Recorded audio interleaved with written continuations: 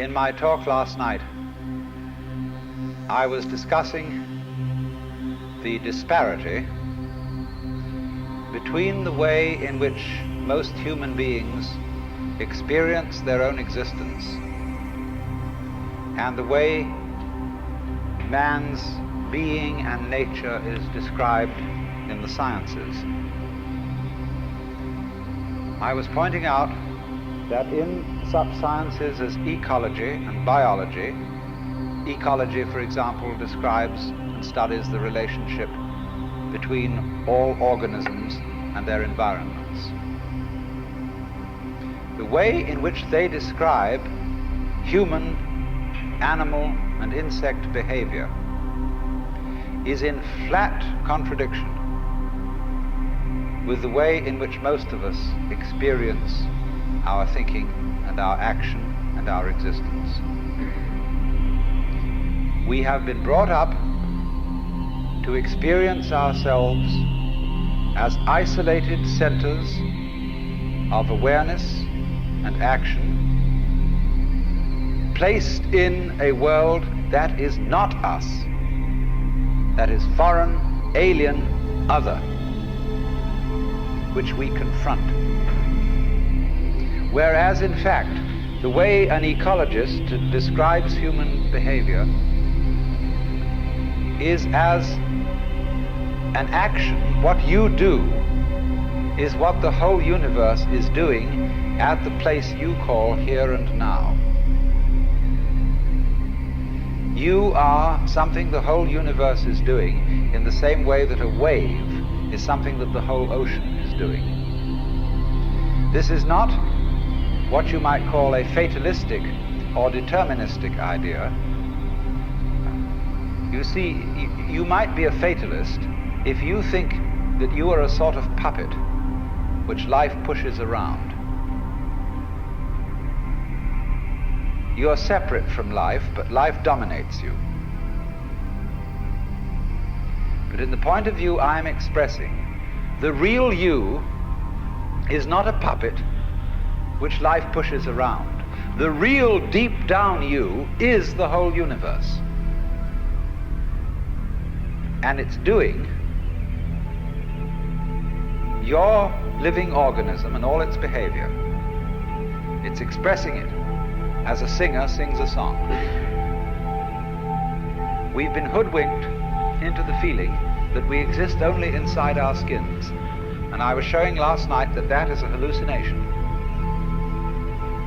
It's just as nutty as anybody could be, like a fruitcake, you know, who thinks he's Napoleon or something or other. Who thinks he's a poached egg and goes around finding a piece of toast to sit on. It's just like that, a hallucination.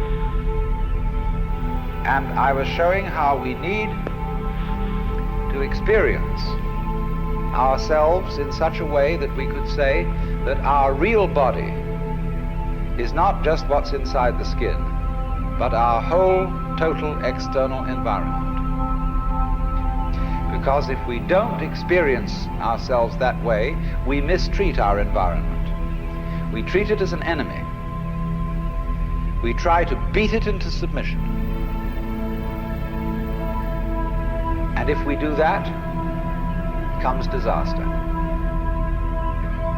We exploit the world we live in.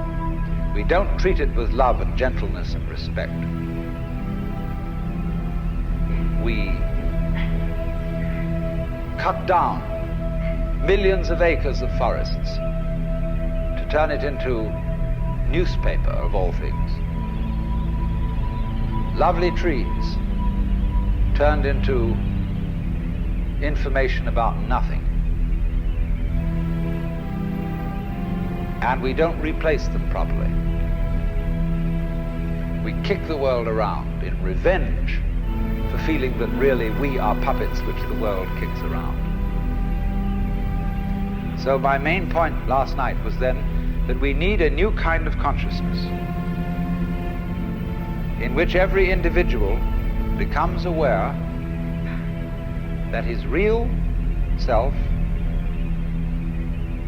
is not just his conscious ego, You know, let's take a headlight of a car. The headlight shines on the road in front. The headlight does not shine on the wire which connects it with its own battery.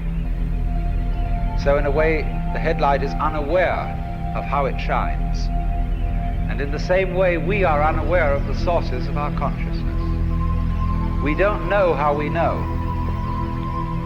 There was a young man who said, though, it seems that I know, what I would like to see is the I that knows me when I know that I know that I know.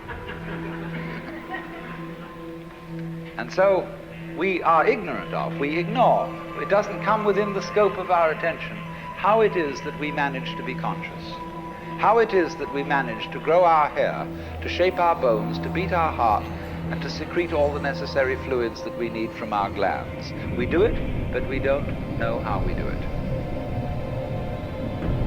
Because you see, underneath the superficial self, which pays attention to this and that, there is another self, more really us than I. And if you become aware of that unknown self, the more you become aware of it, the more you realize that it is inseparably connected with everything else that there is. That you are a function of this total galaxy, bounded by the Milky Way, and that furthermore this galaxy is a function of all other galaxies.